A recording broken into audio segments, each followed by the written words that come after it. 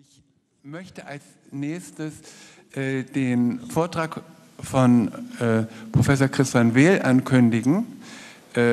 Professor van Weel war Lehrstuhlinhaber für Primary Care oder Allgemeinmedizin in Nijmegen und gleichzeitig auch Past Präsident der WONCA, das heißt der Weltorganisation der Hausärzte. Und man muss sagen, die Niederlande sind das Land, das exemplarisch ihr Gesundheitssystem ausgerichtet hat auf die Primärmedizin oder Hausarztmedizin, wohingegen in Deutschland wir seit Jahren einen anhaltenden Konflikt zwischen Hausärzten und Fachärzten haben, der bis heute nicht gelöst ist. Es sieht praktisch so aus, dass heutzutage vielfach die Spezialisten erst Termine in einem halben Jahr oder in noch längerem Abstand zur Verfügung stellen, weil sie mit den Patienten, die im Grunde genommen nicht unbedingt von ihnen weiter behandelt werden müssten, so ausgelastet sind. In den Niederlanden wurde das Primärarztsystem über einen Zeitraum von mindestens 60 Jahren intensiv aufgebaut, immer wieder neu reorganisiert, immer wieder neu an dem System gearbeitet. Und Professor van Weel ist natürlich in der Lage, diese Entwicklung in den Niederlanden entsprechend klar deutlich zu machen. Für mich, also wie gesagt, auch für Deutschland vorbildliche Organisation des Gesundheitssystems.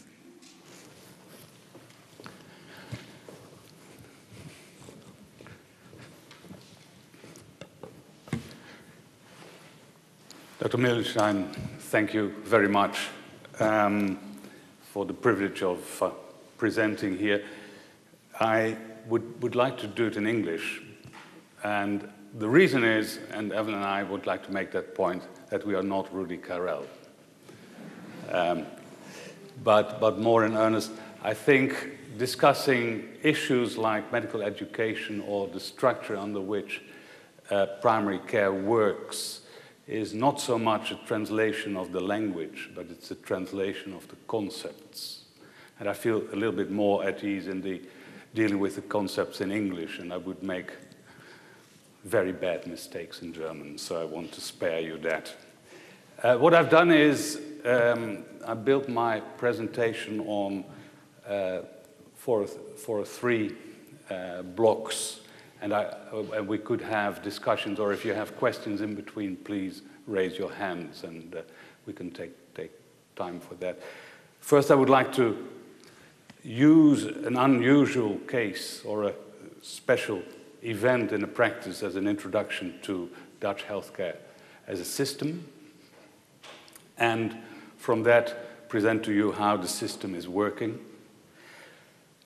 And then I have a block on how has, over the years, healthcare changed and modified, and what was the role of primary care in it. And my last part is on the future of healthcare. And in it, I have put in a couple of analyses I presented last week at my farewell lecture in Nijmegen, and I thought it was quite opportune to have it in the presentation here as well. So if time is enough, we can come to that, but I can stop anywhere in between if we need that. So my first is an introduction on a special case and a very special event, one of our teaching practices. It was not a teaching practice of Dr. Mildenstein, but I have to thank Dr. Mildenstein on behalf of many students from Nijmegen who have very high expectations and set very high criteria for the practices we send them to. And Dr. Mildenstein's practice has come out as one of the most exemplary teaching practices we have encountered in all our student exchanges outside the Netherlands. So thank you very, very much. You've done us a great service. You've introduced primary care, general practice to them in the best possible way. And that's what we owe our students. So thank you. So, an event that took place in one of our teaching practices in the Nijmegen region a couple of years ago. It was a 63-year-old man who contacted his GP. In the practice was actually seen by the assistant, the doctor on specialty training for general practices, for general practice. And on the basis of the symptoms, the problems the patient presented, the assistant made the diagnosis of pneumonia.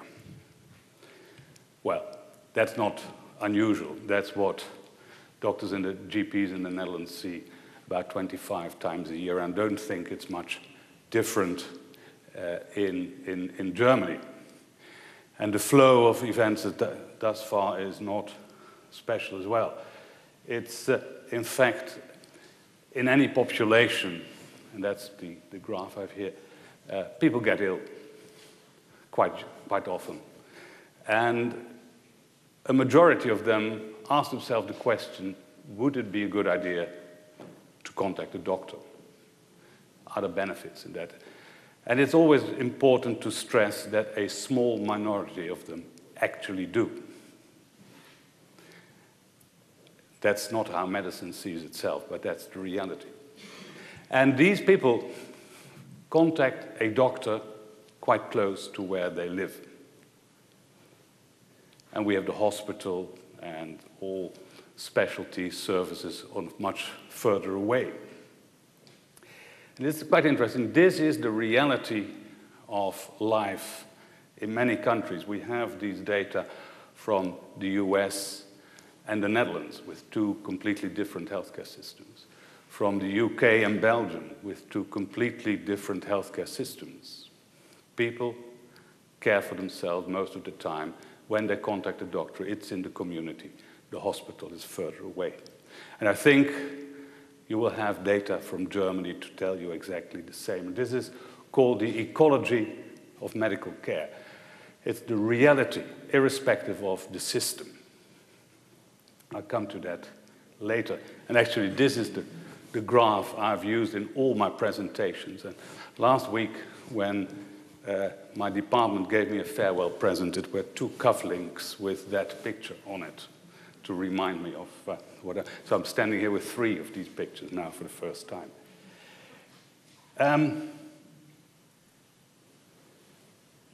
The special event, what made that contact special? It made that contact special in that teaching practice because 2 additional questions were asked.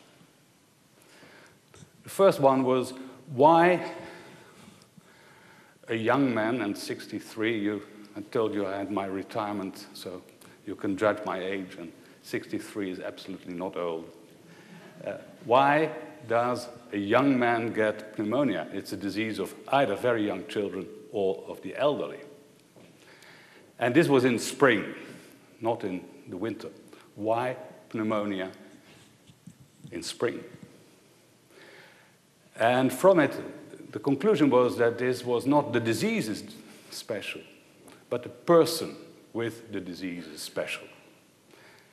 And then the third question was, is this an isolated case? Strange things happen all the time, but were there more cases? And the fact that from the same practice, a couple more cases had been identified led to the conclusion that in that practice area with a lot of goat farms, there was an epidemic of Q fever. And how was it discovered? By a person coming to a general practice. And that was special. It had a huge impact on Dutch healthcare in that region. So from it, and that was in fact, that was what Dr. Mittelstein asked me to present. How does the Dutch healthcare system work? In fact, the Dutch healthcare system acknowledges the ecology of healthcare. Acknowledges the fact that people come to visit a doctor close to where they live.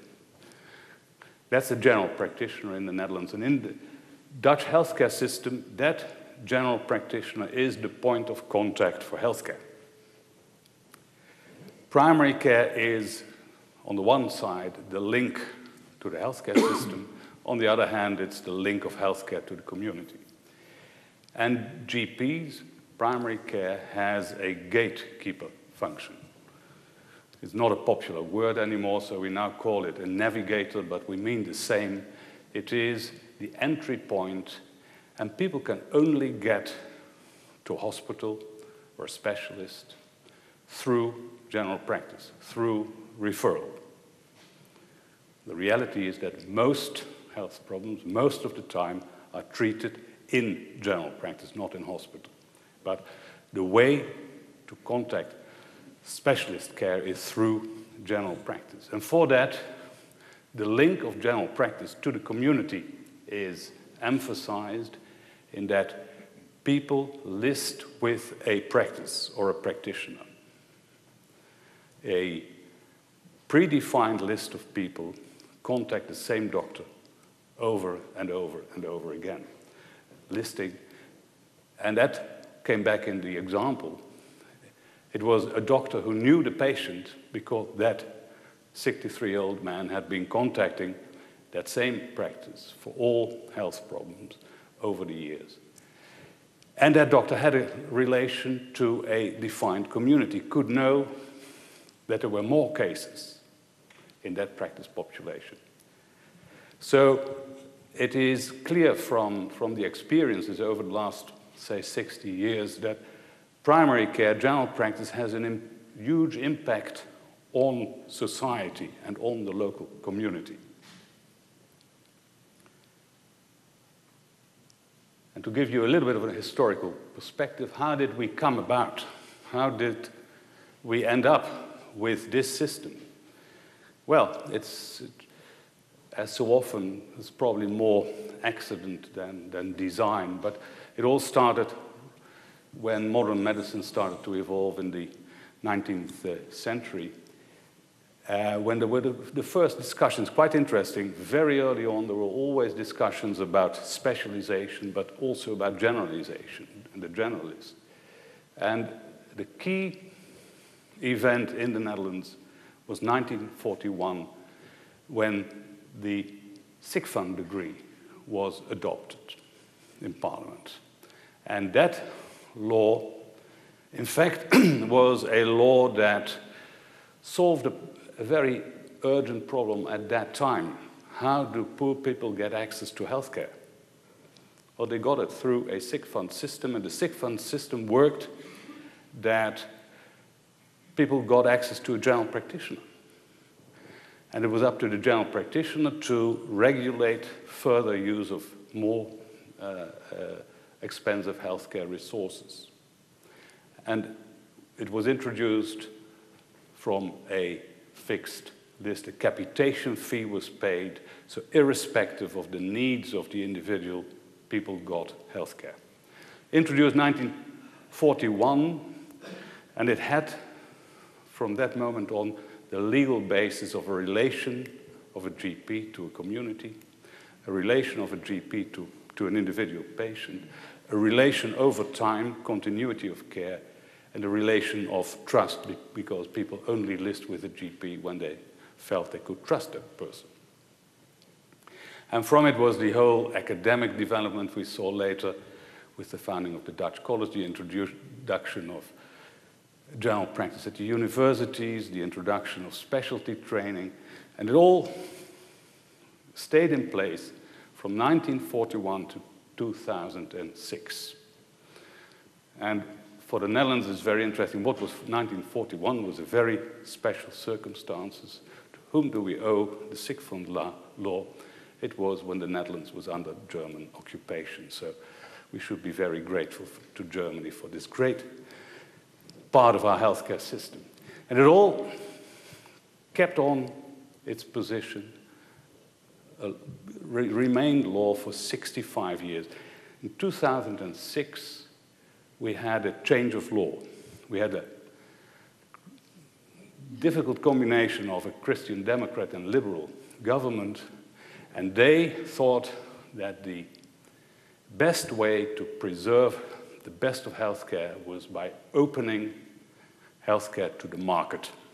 We got the market mechanism, so we got rid of the sick funds. And with it, there was a threat of getting rid of everything that came with it. The listing of patients to GPs, the gatekeeping function of GPs, the continuity of care. And interestingly enough, we now have a completely private insured system, but we have retained all the issues that were part of the sick fund law. Private insurance is only possible when it covers primary care, when it uses general practice as the entry point of healthcare. And in fact, it still acknowledges the ongoing relation of patients with their GP or their GP practice. We don't have a fully capitation payment. There's a lot of pay for performance in it, but still capitation payment is a substantial part of the payment of primary care. So people are covered by paying a general practitioner, whether or not they need healthcare, to make sure that the GP is there and the practice is accessible at the moment they need it. So that was my part, and that was the answer to your question, what does the Dutch healthcare system look like? What I would like to go into now is what has been the role of primary care under various difficult questions in healthcare, and how did primary care respond to it, and how did primary care be. But if there are questions on this, I'm open to go into these questions. Otherwise, it can come later. Yeah? Yes? I didn't quite get how the private insurance is paid. Oh, thank you. Is paid for patients who can't pay by themselves. Yeah.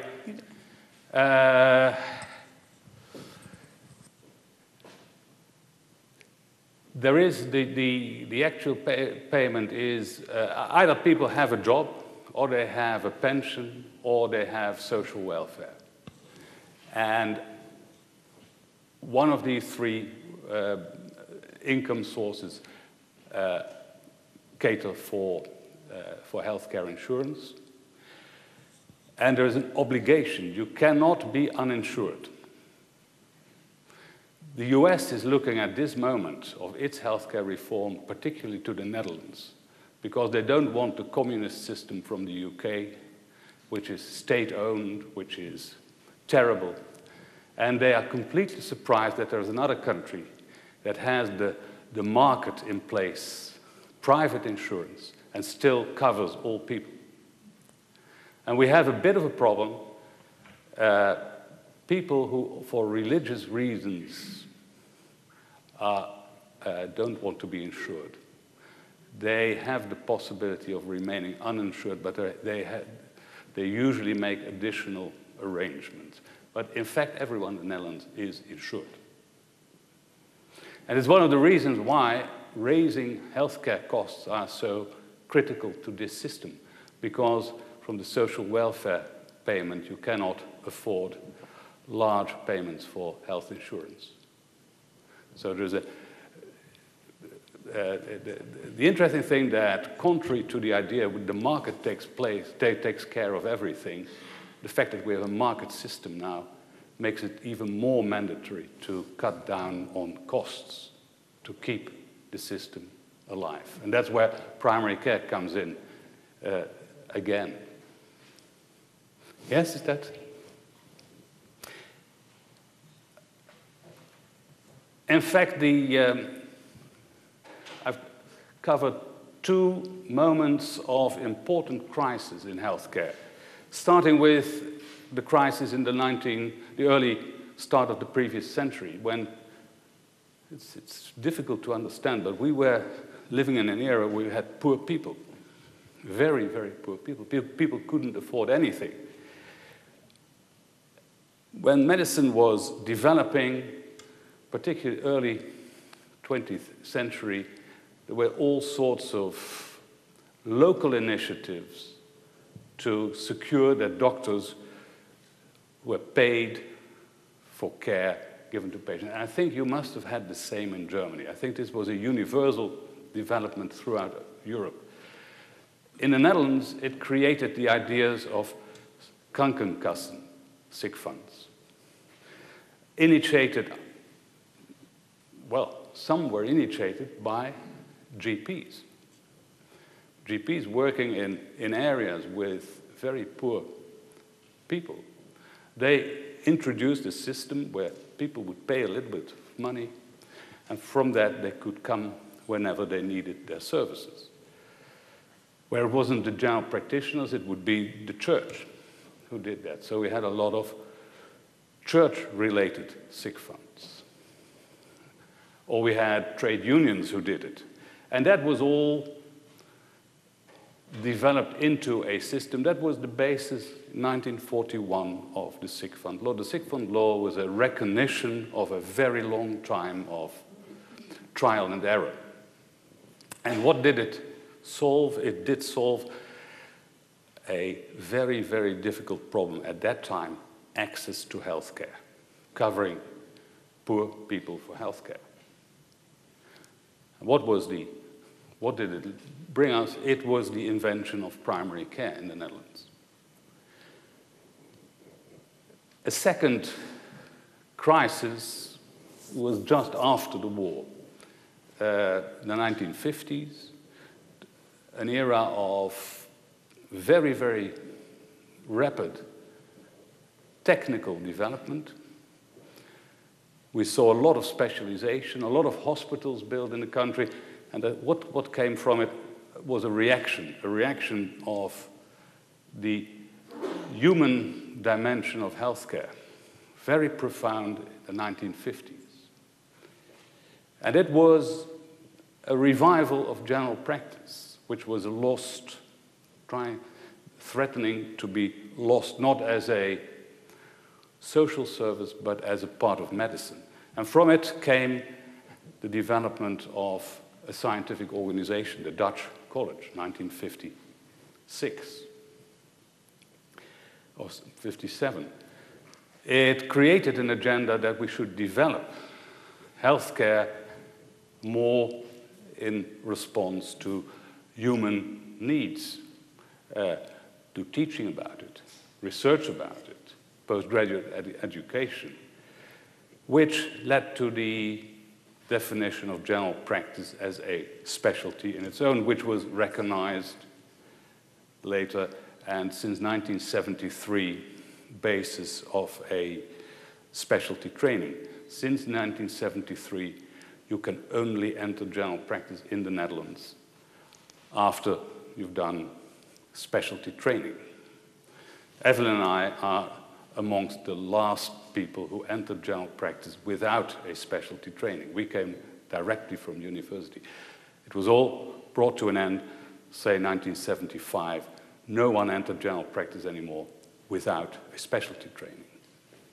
That changed a lot.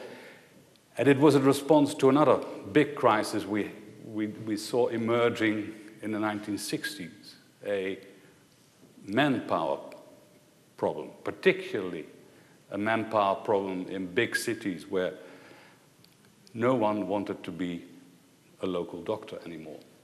We introduced general practice specialty training. We raised, in fact, the criteria for qualification. And paradoxically, what was the response? From a neglected career perspective, it became one of the most wanted careers for medical students. Since 1973, we have not had a shortage of general practitioners anymore. Very interesting, because we raised the profile and we raised the requirements. So 3 crises, in fact, where primary care was invented and reinvented again. And that's must say I never looked at primary care from that perspective, but it's probably a way to look at it. It is not so much a system, and that's why because you cannot in Germany copy-paste the Dutch system. But you may get some inspiration from how you can use primary care in responding to crisis. There's always a crisis in healthcare, so no shortage there to develop. And in fact, if we look back what happened in the Netherlands, it was what in 2009 the WHO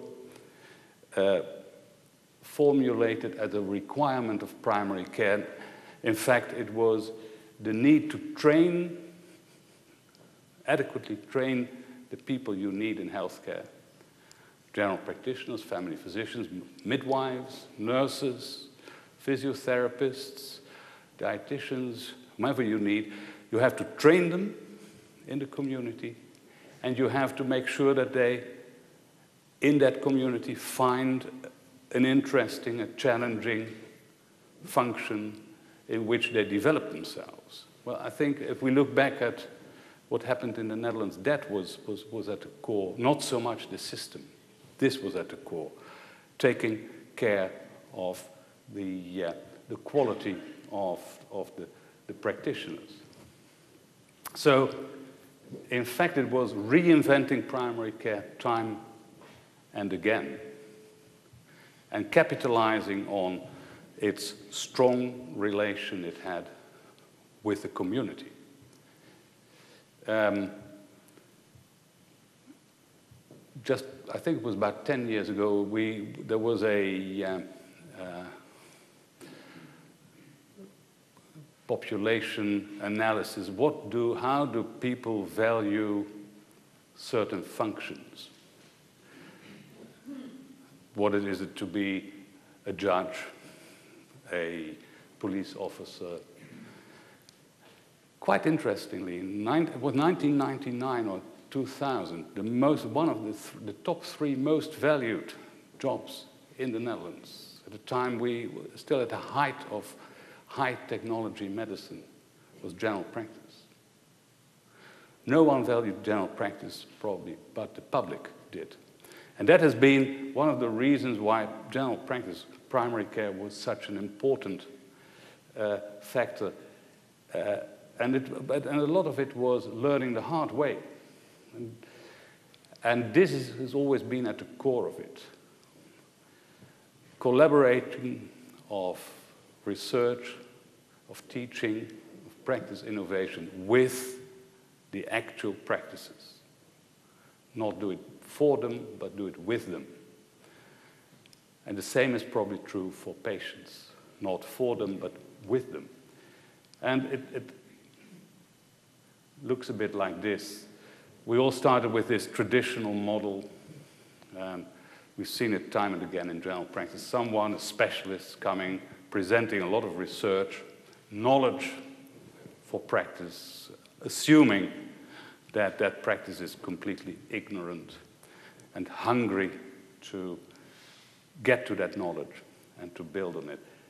And of course, the reality that it's everything but, because that practice, primary care, everywhere in the world, has an awful lot of empirical wisdom. One of the problems we face in primary care is that that empirical wisdom is done in isolation. And what we found out, and I think what is a bit of a universal, is we have to connect what's going on in practice with what's going on in teaching and research and whatever, and to bring parties to connect. And to connect has to be done in that context of primary care. That is, in the Netherlands, community-based. That is emphasizing the context of the individuals we're caring for, the population we care for, and which is based on continuity of care. And only that way can we develop healthcare further. And I think that is the learning experience, and that's quite interesting. What are we facing today? Because again, in the Netherlands, and I think everywhere in the world, there is, well, you could say, a crisis in healthcare, a crisis about the impossibility of catering for all demands, unpayable demands. How do we make sure that we have a healthcare system that is robust and that's responsive to needs of populations? So what I would like to share with you, if there are no questions now, is a bit of thought of how do we work from here. And of course, an important marker for primary care everywhere in the world is this person, Barbara Starfield, who, 1994, it's not that long ago, it was the first time that someone reported on the relation of primary care to outcome of health for populations. And her finding, 1994, was the more primary care a healthcare system provides, the better the health status of the population and the lower the costs. And there's quite a lot of research ever since that has reestablished this. Higher life expectancy, lower premature death are related to a system that provides primary care. Better diagnosis and treatment, important issues at an early stage when you have more primary care. And it's important that you make a distinction there between diseases in isolation and people with an illness, population with health problems. And this is just a study to say that 1994 was not an observation, one observation at a special time. This difference between high and low primary care systems has been increasing over the years rather than getting smaller. And an important issue, and I think that came with a lot of the discussions we had already this morning, is the paradox of primary care. Because if we look at diseases in isolation, we should never do that, but if you do that, it may be that specialists, subspecialists achieve better results. But on the other hand, primary care has a better impact on the health status of people. And that's interesting. It means that we cannot look at diseases in isolation, but we have to look at diseases in the context of populations, in the context of individuals. And what I've done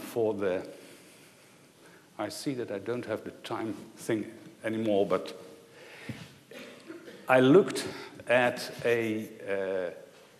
situations from our research in which GPs were responding to difficult situations. It's quite easy to practice medicine when doctor and patient agree exactly on what should be done. There's always a protocol that can help you. There's medication that you can prescribe. But what if there is no agreement on that?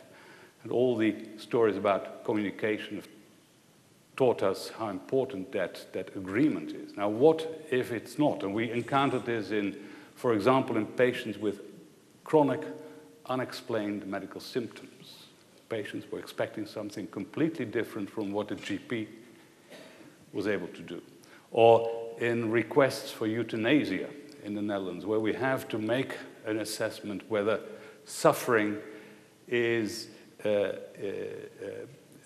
beyond healing, where it's impossible to care for suffering. That would open the possibility for euthanasia. When is that the case? Patient, doctor quite often differ. Or we had it in multimorbidity, when it was difficult what would be the focus. Now, what do GPs do when there is no agreement? Quite interesting. They don't fall back on a disease protocol or on a performance protocol. They fall back on the relation with the patient. That's quite different from what anyone else in medicine would do. And why do they do that? Because that relation gives them the opportunity to work in time and to work with an individual and to see if you can modify values or perceptions or feelings. And you can act in a later phase, which you cannot do at this moment. So changing people's views on their life and their health is an important part of what primary care is doing. And to come back to the communication, yes, we have a lot of protocols about how doctors and patients should talk. But what we see in general practice is that GPs more often than not deviate from it. And why do they deviate? Because they are linking to the individual person. And talking is more important than any other medical strategy. If we want to reassure people, talk with them, don't test. That was one of the interesting findings we had. Okay, so I think to come to a conclusion, what we need in primary care, and what is the answer to the next revolution is not to develop primary care, but to make sure that we have the specialist knowledge in the framework of primary care, in a relation of continuity, of trust, and of working, focusing on a special population under care. Not more primary care, not more exposure of primary care to specialist care, but the other way around. And that is, I think, the future of Dutch healthcare, and I think it would also be the future of German healthcare. Thank you very much.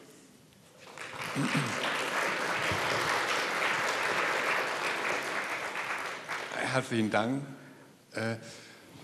Sind Fragen an Professor van Weel?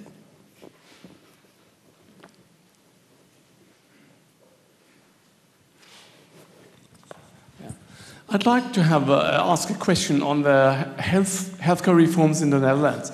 And how are the insurance fees being calculated in the Netherlands? Are they risk adjusted to the Dutch population? Are they buying health packages, or is it a unique insurance fee for all? Yeah, and I think you're summarizing exactly the debate that is taking place all the time. At the first start of the introduction, the idea was we would now stop paying capitation fee and we go for very specific. It was at the time that in Great Britain they introduced the QOF, the Quality and Outcome Framework, payment for very special achievements, amount of people you have with high blood pressure under a certain level of blood pressure or blood glucose and diabetes. There is a little bit of it. But every time a decision is taken, thank God someone is pointing out how silly it is to do this. What we see in Great Britain, where this QOF is now dominating, well, it's probably not the reality, but the stories are if you come with a broken arm, the GP now says, I'm sorry, I have to fill in my performance on your blood sugar. We test the blood sugar and come back with the arm next time because of the payment. We see that every payment is perverse. And we have to, and the big issue is there an alternative for capitation fee payment? And every time someone comes up with a smart idea, luckily enough, someone will point out that the smart idea is not that smart. And in the end, still capitation is 50%. There is a bit of calculation. If you have a lot of elderly people, there will be, or low income, there is a bit of additional payment for it. It's limited. And the substantially still primary care is paid for by capitation fee. And there is some stimulation for for reaching targets. I think the way around, but the idea is the insurance companies are in charge, and they are so eager to provide the best for their insurees that they will do everything to achieve the best. They don't have a clue how to do that. But some practices now negotiate with insurance companies the provision of special programs. For example, if you are in a district or a practice population with many immigrants, or with a high proportion of obese children, if your practice is organizing a health education program with sports activities, usually something a practice in itself cannot do, but can only do in collaboration with a whole part of the local infrastructure. Some of the insurance companies pay for the availability of that program. And so we see a little bit a drift away from bland capitation fee, but very, very, very step by step. And it's not the big breakthrough that the politicians thought that 2006 we introduced it, 2007 we've solved all the financial problems.